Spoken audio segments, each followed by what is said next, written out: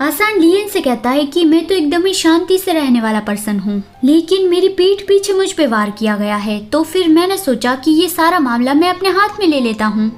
लियन मन में ही उस पर गुस्सा करती है कि हाँ वो तो मैं देख पा रही हूँ, कोई भी ये कह सकता है कि तुम्हारी पीठ पीछे वार किया जाए उससे पहले तुम ही वार करोगे।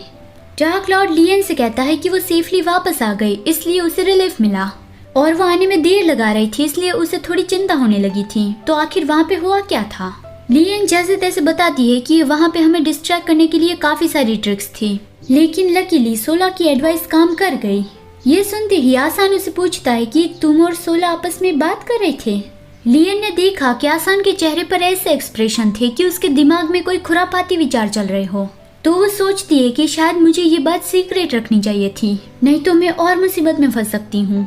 फिर आसान लियन और ल्यूसिया के बारे में कहता है कि अब वो दोनों क्या करेगी, उन दोनों में से किसी एक को तो गायब होना पड़ेगा, उन दोनों पे ही शर्त लगी है। तो आसान ने कहा कि मैं तुम्हारी मदद कर सकता हूँ, लेकिन लियन ने कहा कि उन लोगों ने शर्त लगाई है तो फिर मैं शर्त के हिसाब से क्यों चलूं। ये सुनते ही आसान जोर जोर से हंसने लगा, तो लियन कहती है कि इसमें फनी क्या था। आसान हंसते हुए कहता है कि ये बहुत ही फनी था, एक इंसान जिसके पास कुछ भी नहीं है वो सबसे पावरफुल गॉड के साथ बहस करने वाली है।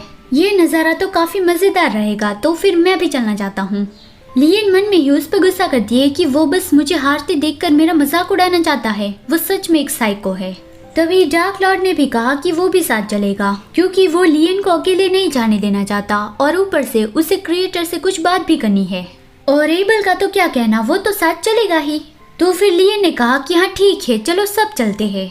यहाँ दूसरी ओर तीनों देवी के टेम्पल में सेजा एक बड़े मिरर में से वो सब कुछ देख रहा था और कहता है कि मैं बस यहाँ पे एक पर्सन ले आया, लेकिन सब हलचल करने लगे।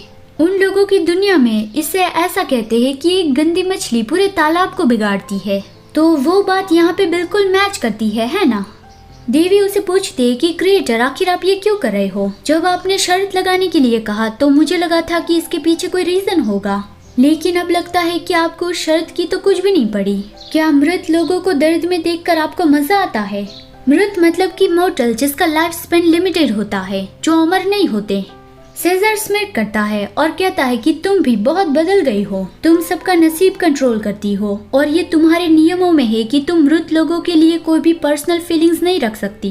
देवी ने कहा कि तो फिर वो भी नियमों के हिसाब से चलेगी, दोनों पार्टी में से कोई भी शर्त का नियम नहीं तोड़ सकता।